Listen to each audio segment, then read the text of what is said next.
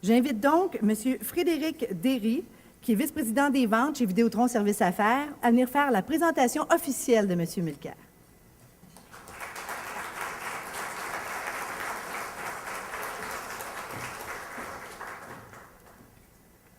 Bonjour à tous. Je commencerai par une brève confession ce matin en choisissant mon habit, ma cravate. Je me suis rendu compte que je manquais de profondeur un peu dans ma garde-robe. Je suis assez monochromatique, alors ceci n'est pas un gage de mes convictions politiques. Thomas Mulcair est né à Ottawa en 1954. Il est le deuxième des 10 enfants qui, à la maison, parlaient tous en anglais avec leur père de langue anglaise, et en français avec leur mère. Il a étudié les sciences sociales au Collège Vanier avant d'entamer ses études à la faculté de droit de l'Université McGill. Il y obtiendra un baccalauréat en droit civil et un baccalauréat en common law. Il a d'abord exercé sa profession avant de participer à de la traduction juridique. Il a enseigné au campus du Québec du Collège régional Champlain, ainsi qu'à l'Université du Québec à Trois-Rivières. Expert en causes linguistiques, il est notamment sollicité par le Conseil de la langue française et de l'organisation Alliance Québec. En 1987, le gouvernement Bourassa le nomme président de l'Office des professions du Québec, un poste qu'il occupe jusqu'en 1993. À partir de 1995, il a le titre d'associé du cabinet d'avocats Lambert-Cormier. Thomas Mulcair est marié depuis 1975 avec Catherine Pinas, une psychologue française avec laquelle il a 2 fils. Par sa mère, il est l'arrière-arrière-petit-fils d'Honoré Mercier et descend aussi du premier ministre Chauveau. Il a la double nationalité canadienne et française, cette dernière acquise grâce à sa femme. Thomas Mulcair a fait son entrée à l'Assemblée nationale en 1994 comme député de Chomédé. Il a été réélu 3 fois. Pendant ses années en politique provinciale, il a notamment été porte-parole en matière de justice et d'industrie, puis ministre du Développement durable, de l'Environnement et des Parcs. C'est en 2007 que M. Mulcair s'est joint aux troupes du NPD pour ensuite y devenir son chef en mars 2012 suite au décès de Jack Layton. Il est le leader du nouveau Parti démocratique et chef de l'opposition officielle à la Chambre des communes à Ottawa. Vidéotron Services Affaires est honoré de vous présenter ce dîner hors série politique avec M. Thomas Mulcair.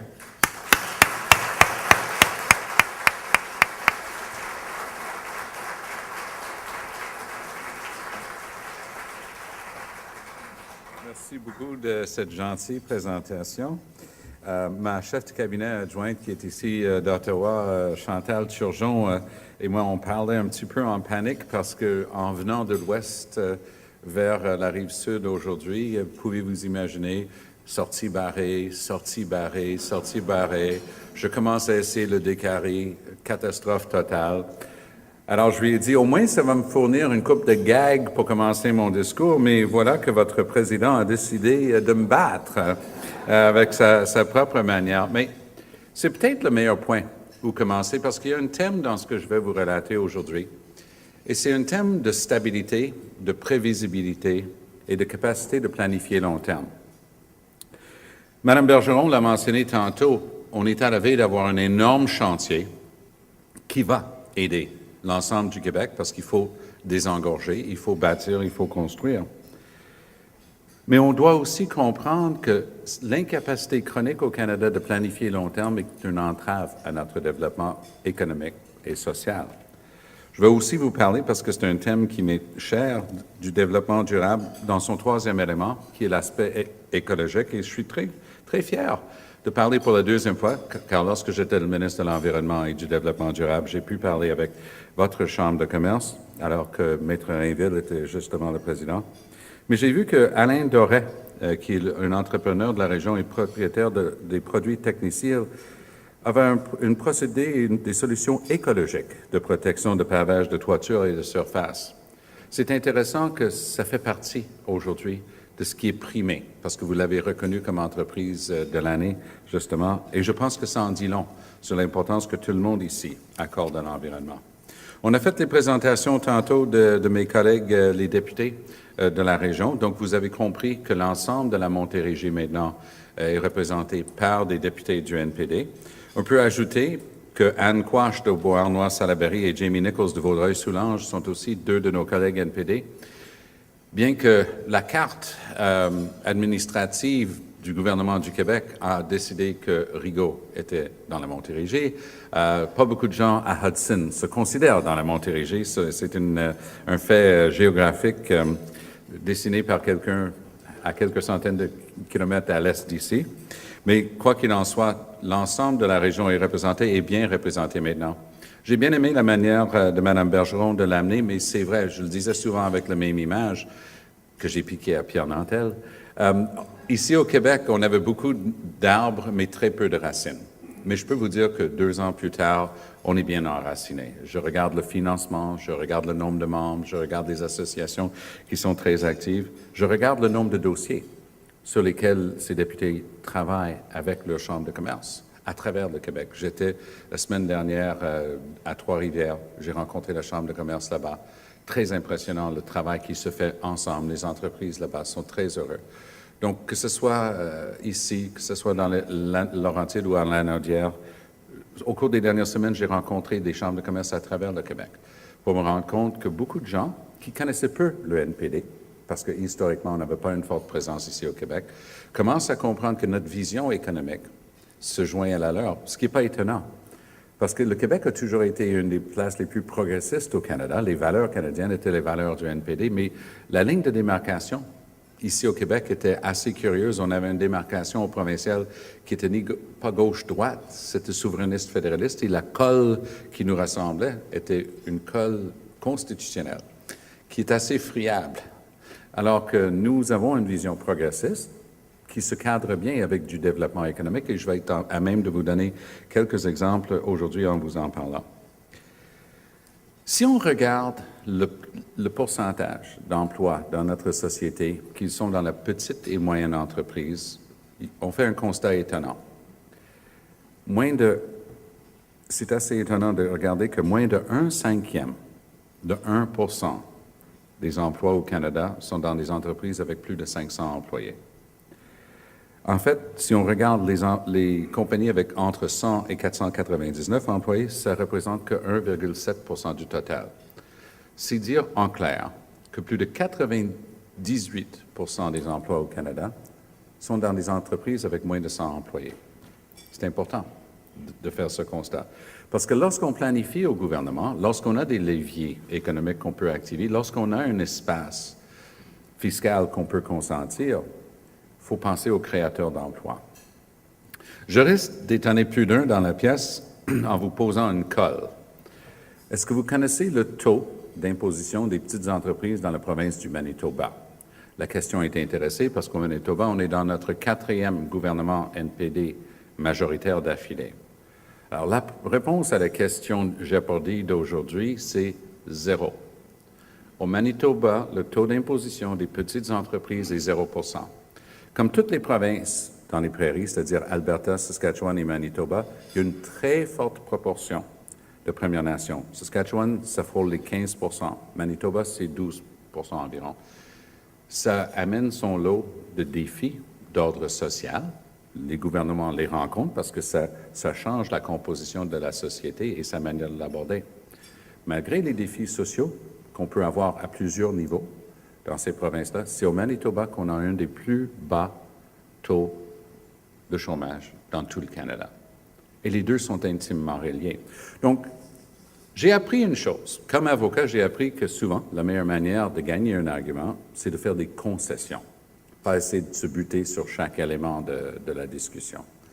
Donc, il faut faire une concession lorsqu'on regarde les conservateurs, leur politique en matière économique. Il faut faire la concession qu'ils ont bonne presse, littéralement.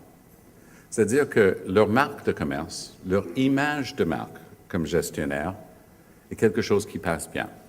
Lorsque la crise a frappé en 2008, les gens disent on va se refermer un peu sur nous-mêmes, on va faire très attention. Mais en fait, c'était nous qui avons poussé le plus fort pour qu'il y ait des dépenses en infrastructure pour stimuler l'économie. Parce que le bon vieux réflexe des conservateurs était de se replier sur eux-mêmes et de commencer à dire, mais la dernière chose qu'il faut faire, c'est faire des dépenses gouvernementales. En fait, c'était exactement ce qu'il fallait faire pour stabiliser l'économie. Mais regardons les faits. Ce n'est pas une question d'opinion. Je vais vous donner quelques faits qui, encore une fois, risquent de surprendre.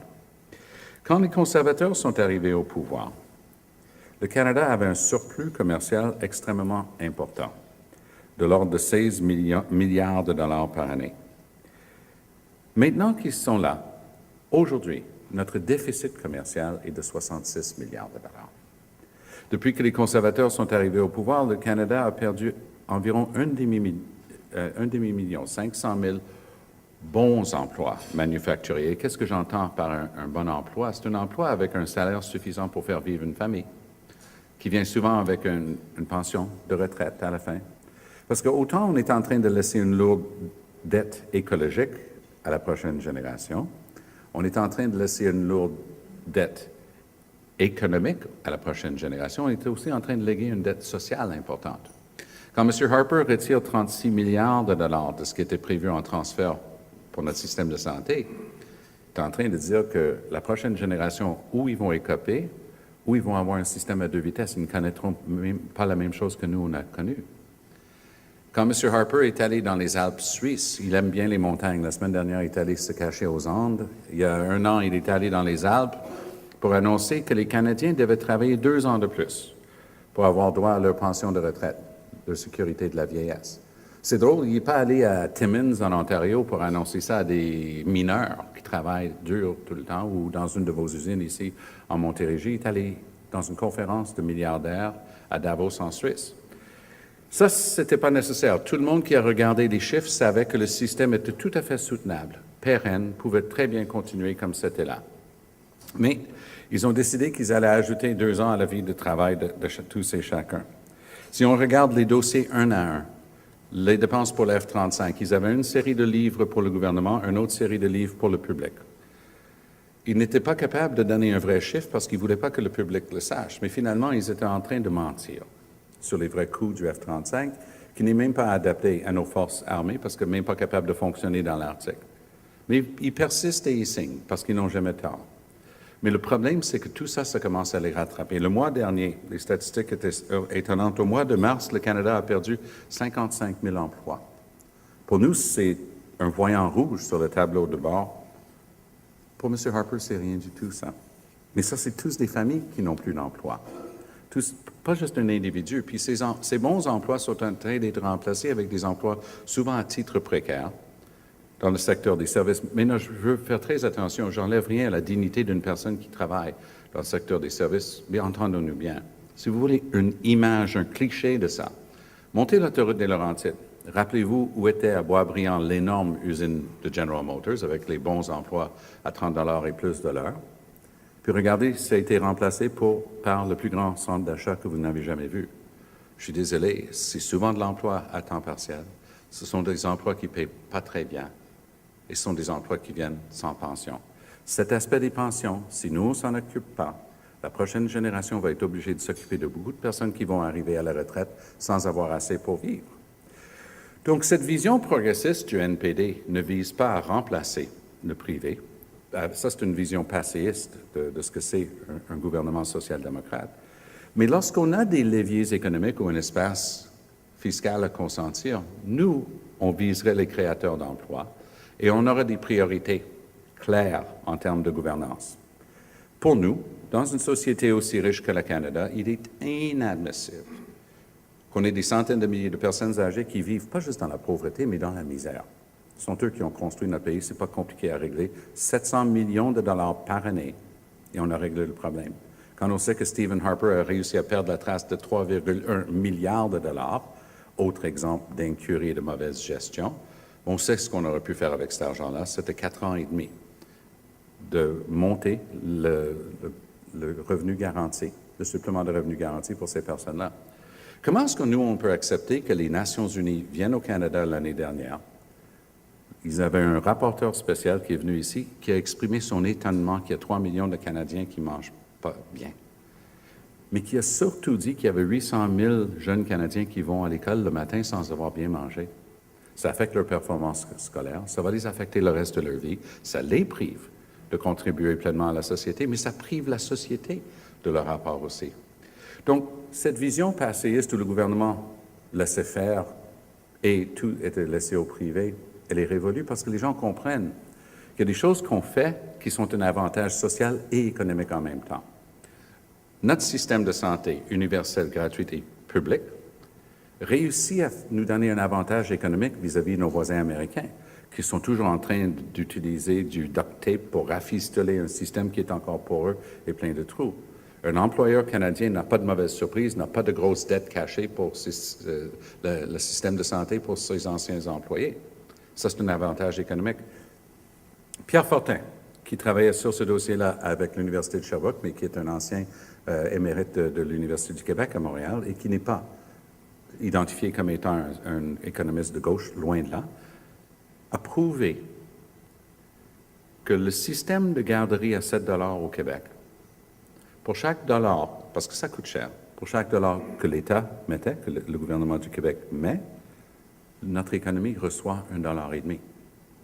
C'est un avantage économique, ça. Ça représente 1,7 % de notre produit intérieur brut du Québec. C'est incroyable de constater qu'on est capable, justement, de faire un investissement qui rapporte. Mais c'est vrai. Donc, on est capable de s'occuper de ces problèmes-là, mais si on regarde du côté des conservateurs maintenant, on constate exactement le contraire. On constate un manque total de priorité. Qu'est-ce qu'il y a de plus important dans tout ce que fait un gouvernement que de s'occuper de la vie humaine? À mon point de vue, il n'y a rien de plus important. Prenons quelques cas concrets. Ils ont coupé des centaines d'emplois et des dizaines de millions de dollars dans le budget de l'Agence d'inspection des aliments du Canada. La tragédie de Excel Foods est le direct résultat de ça. Les Américains ont trouvé la viande avariée puis l'ont refoulée à la frontière parce qu'eux, ils font des vraies inspections. Nous, on ne fait plus de vraies inspections au Canada. Il y a 15 jours, les Américains ont refoulé à la frontière des médicaments génériques fabriqués en Ontario qui n'avaient jamais été inspectés correctement ici, mais les Américains inspectent les drogues et les aliments. Ils les ont refoulés à la frontière. Ils veulent fermer le centre de sauvetage maritime à Québec. Encore une fois, je vous pose la question, qu'est-ce qui est le plus important que de sauver de la vie humaine? Puis en l'occurrence, c'était le seul qui pouvait fonctionner en français aussi. Donc à chaque fois qu'ils doivent couper, ils ne comprennent pas que tout le pyramide d'administration publique existe ultimement pour faire une chose, livrer un service au public, protéger le public. La dernière chose qu'il faut toucher, c'est ça. Donc, n'ayant pas de priorité, ils aiment bien être au pouvoir, entendons-nous bien, mais ils n'aiment pas gouverner. Et les deux doivent aller de pair. De notre côté, on va continuer de se battre pour que nos richesses naturelles soient exploitées d'une manière correcte, en respectant l'environnement, en respectant le droit des générations futures d'avoir la même chose que nous, mais en s'assurant aussi qu'on garde le contrôle de nos richesses naturelles. Si vous avez suivi les déboires de M. Harper dans le dossier Chinook-Nexen l'année dernière, Nexen était une société canadienne dans le domaine du pétrole et du gaz. Les Chinois, parce que c'était la Chine, on peut dire une entreprise qui appartient au gouvernement chinois, mais il n'y a pas de différence dans le cas d'un gouvernement communiste comme en Chine, c'est la même chose. Ils voulaient s'accaparer de Nexen pour avoir pignon sur rue ici. Mais en même temps, M. Harper, à Vladivostok, allez savoir pourquoi il l'a signé en Russie avec les Chinois, a signé une entente pour développer et protéger les investisseurs chinois au Canada. La combinaison des deux, parce que l'acheteur, c'est the China National Offshore Oil Company, on utilise l'acronyme CNOOC pour l'appeler ici, est devenu propriétaire de Nexen. Traitement national en vertu de cet accord-là. Ce qui veut dire quoi en clair? Que dorénavant, peu importe les règles, vous connaissez comme moi Industrie Canada, puis la règle de bénéfice net pour le Canada, ça ne s'applique plus. Une fois que ça devient une société canadienne, Nexen, propriété de la Chine, peut maintenant acheter tout ce qu'ils veulent, comme baux, gaziers et pétroliers à travers le Canada. Parce qu'ils ont le droit illimité de faire de l'expansion de leur entreprise. Donc, il y a des domaines, et Hélène y travaille tellement fort, où le Canada a un avantage net, déjà. L'aérospatial est un bon exemple. Ici, sur la Rive-Sud, on va être chez Pratt & Whitney cet après-midi. Mais quand j'étais à Mirabel il y a quelques semaines, où les extraordinaires hélicoptères de Bell utilisent les moteurs de chez Pratt & Whitney, j'étais étonné de constater que, contrairement aux Américains, qui constamment utilisent leur capacité, lorsqu'ils achètent pour l'État, d'insister sur un contenu américain, nous, on est tellement scouts là-dedans qu'on se fait plumer tout le temps. Le Canada a besoin, la garde côtière a besoin en ce moment, immédiatement, de 15 hélicoptères adaptés pour pouvoir faire la recherche et le sauvetage. Le processus est bâclé comme pour le F-35. On a une des meilleures compagnies au monde ici au Québec, qui s'appelle Bell. C'est pas comme si on était en train de réinventer le bouton à 4 roues. Le produit est là, les devis sont là, les prix sont là. Mais on dirait qu'on n'est pas capable de comprendre ça. Tous les autres pays au monde font ça, sauf nous. Je suis allé à Thunder Bay dernièrement pour visiter Bombardier là-bas, leur usine où ils font les rames pour les trains et ainsi de suite, notamment les trains de banlieue, les trains qu'ils font pour le voyage à l'intérieur des villes et ainsi de suite. Le Canada n'a aucune obligation de maintenir un pourcentage, contrairement aux Américains, contrairement à tous les autres pays. Quand Bombardier veut vendre aux États-Unis, ils sont obligés d'installer une usine aux États-Unis. Nous, on ne fait même pas ça. On ne s'occupe pas de notre propre affaire. Donc, cette idée d'un bénéfice régional, industriel, est extrêmement important parce que si le F-35 ou tout autre avion qu'on va prendre n'a pas, parce qu'avec les conservateurs jusqu'à date, il n'y a pas $1 garanti sur un contrat de 45 milliards. Mais c'est ça de ne pas avoir de vision et de ne pas comprendre. Ici, dans la grande région, regardez le dossier du pont Champlain. Le pont Champlain et le Turcot représentent un investissement au bas mot de 8 milliards de dollars. Quand ça avait été lancé par les conservateurs, il n'y avait pas une ligne dans leur annonce en ce qui concerne le transport en commun. On se serait cru encore aux années 50. On va faire un pont pour les automobiles et les camions. La question devient de savoir, est-ce qu'on va flipper le prix de tout ça aux résidents de la Montérégie, alors que c'est une des plus importantes infrastructures nationales? Moi, j'ai regardé ce que les conservateurs ont réussi juste à la veille de la dernière élection avec un pont fédéral à Saint-Jean, au Nouveau-Brunswick. Tout d'un coup, ce qui devait être un pont à péage ne l'était plus, ne l'est toujours pas. Alors, je me demande, sur la base de quelle équité et quelle analyse ils sont arrivés à la conclusion que vous allez le payer pour l'ensemble du Canada, parce que c'est une infrastructure nationale, ça. Mais est-ce qu'on peut s'entendre que le SLR serait une bonne idée, que le Québec a raison d'insister? Est-ce qu'on peut s'entendre que c'est un non-sens d'avoir deux niveaux de gouvernement qui s'apprêtent à dépenser au bas mot 8 milliards de dollars dans la grande région, qui n'a pas une vision pour le transport en commun? Ça ne fait même pas partie de la conception du projet.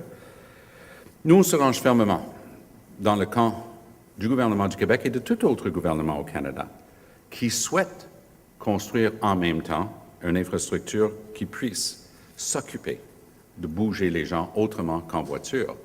Voyons, ça fait 40 ans que tout le monde a compris ça. Mais c'est l'incapacité de planifier long terme. Si ça vous intéresse, dans le sous-sol de l'aéroport Mirabel, de tristes souvenirs, il y a encore les rames et les quais pour recevoir les trains qui devaient être construits, qui ne l'ont jamais été. C'est cette impossibilité de planifier long terme qui fait l'objet de beaucoup d'analyses par le NPD. On est en tournée à travers le Canada. Demain matin à l'aube, je pars pour Vancouver pour voir la Fédération canadienne des municipalités pour parler de notre vision urbaine. Parce que c'est sûr qu'au fédéral, il n'y aura jamais de ministre des Affaires municipales. Ça relève des provinces. Mais nous sommes un des pays les plus urbains au monde. 80% des Canadiens, malgré nos grands espaces, c'est un paradoxe que beaucoup de gens ne savent pas à travers le monde, les Canadiens, 80% vivent dans une région urbaine. Ce qui se passe à Vancouver ou à Toronto ou à Montréal affecte tout le pays. Nous sommes le seul pays de l'OCDE à n'avoir aucune politique nationale de transport public. Aucun. Depuis les années 90, une série de gouvernements autant libéraux que conservateurs ont arrêté toute implication du gouvernement fédéral dans le domaine du logement social. Montréal est la plus importante ville universitaire au Canada, la deuxième plus importante en Amérique du Nord et une des 10 premières villes universitaires au monde. Selon les analyses objectives externes, Montréal est dans les premières 15 villes financière au monde. Nous avons des atouts, mais encore faut-il bâtir dessus, aller chercher ce qu'on est capable de faire ensemble, ce qui était la devise de notre dernière campagne électorale. Donc, nous allons travailler fort au cours des 2 prochaines années pour s'assurer que cette vision de la vie urbaine, de notre capacité de faire mieux que ce qu'on a fait, commence à percoler et circuler, et que les gens comprennent que le NPD est le seul à tenir ce discours-là. Ça y va de l'intérêt de la région, mais ça y va aussi de l'intérêt de l'économie et de notre capacité de survivre longtemps comme nation. Les États-nations sont en train de se joindre les uns aux autres à travers ces grands accords internationaux. Chaque grande conurbation va jouer un rôle de plus en plus important. Il faut être prêt pour ça. Mais si vous allez en Europe et vous voyez les trains à grande vitesse qui ont commencé à être planifiés il y a une 40aine d'années, vous voyez un réseau qui est bâti constamment et qui est bien entretenu. Moi, je prenais souvent le train entre Montréal et Ottawa. J'avais l'impression de jouer dans le film Dr. Zhivago. Ce sont des trains complètement d'une autre époque. Tchoum, tchoum, tchoum, tchoum, tchoum, tchoum, tchoum, tchoum. Les trains font plus ce bruit-là. Hein? Ça, dans le reste de la planète, ça fait whoosh, sauf ici. Nous, on est encore aux années 30. On parle depuis 40 ans. Tout le monde va vous parler. Je peux vous sortir les communiqués de presse de toutes les campagnes électorales, tant provinciales que fédérales, depuis les 40 dernières années, où on parle de mettre un train à grande vitesse dans le corridor Québec-Windsor. Pourquoi on ne l'a pas fait? Parce qu'on ne planifie rien longtemps. C'est imprévisible. Au dernier budget, M. Flaherty avait promis la plus importante dépense en infrastructure jamais vue. À la place, il a coupé 5,8 milliards de dollars des dépenses prévues en infrastructure. Ça, c'est la réalité. Ça, c'est le vrai chiffre. Comment voulez-vous que les villes planifient? Les villes ont 8 de la tarte. L'assiette fiscale des villes, c'est 8 de l'assiette fiscale au Canada. Selon la FCM, les villes sont responsables de 60 de l'infrastructure. Mathématiquement, c'est absolument impossible de continuer avec cette formule-là. Il faut faire autre chose. D'où cette vision du NPD, d'avoir quelqu'un autour de la table du Conseil des ministres responsable de réfléchir à toutes ces questions urbaines, d'être présent, d'avoir un rôle. Pas pour se substituer aux provinces, on s'entend bien. Notre déclaration de Sherbrooke est très claire. Le Québec a un droit de retrait, pleine compensation, sans condition pour toute dépense fédérale dans les domaines de compétences exclusives des provinces. Il n'y a pas de contradiction là-dedans. Mais on a une vision de ce qu'on veut, puis on va travailler avec, pas contre. Ce qu'on a vu avec le ministre Denis Lebel pour le pont Champlain, c'était scandaleux. De dire qu'ils allaient dépenser 5 milliards, refiler la facture, pas discuter de transport collectif, ça manque totalement de vision. Alors, c'est là où nous, on entre en scène. Nous, on est en train de dire qu'on veut du progrès. On veut de la prospérité, mais on veut de la prospérité pour tout le monde. Nous voulons des accords internationaux. On en veut plus d'échanges à l'international. Mais on veut que ce soit réciproque. Et on veut du développement. Mais on veut du développement durable. Un grand débat de ce temps-ci, si on peut renverser le flot de la ligne 9A de la compagnie Enbridge entre Sarnia et Montréal. La réponse, c'est qu'on ne peut pas dire oui à ce projet avec le processus actuel qui n'a plus de crédibilité, qui n'est plus complet et qui ne permettrait pas d'avoir une réponse valable. C'est pourtant une question scientifique de savoir si le bitume, avec les produits de dilution, va pouvoir être utilisé correctement. Ces produits-là sont cancérigènes. Si ça brise, c'est vraiment très dommageable. Mais il n'y a plus de processus. Donc, au lieu de voir des adversaires dans l'économie et l'environnement, nous, on va voir des choses complémentaires. C'est cette vision de développement durable qui va faire partie intégrante de notre approche aux prochaines élections. Grâce au travail des députés qui sont ici avec nous, et je tiens à saluer maintenant M. le Président qui est arrivé, et les autres gens de la table d'honneur, on va travailler ensemble. C'est ce que Jack Layton nous a appris, c'est notre devise, et on est sérieux quand on dit vers l'avenir, travaillant ensemble avec un résultat positif, non seulement pour aujourd'hui, mais pour des générations à venir. Merci.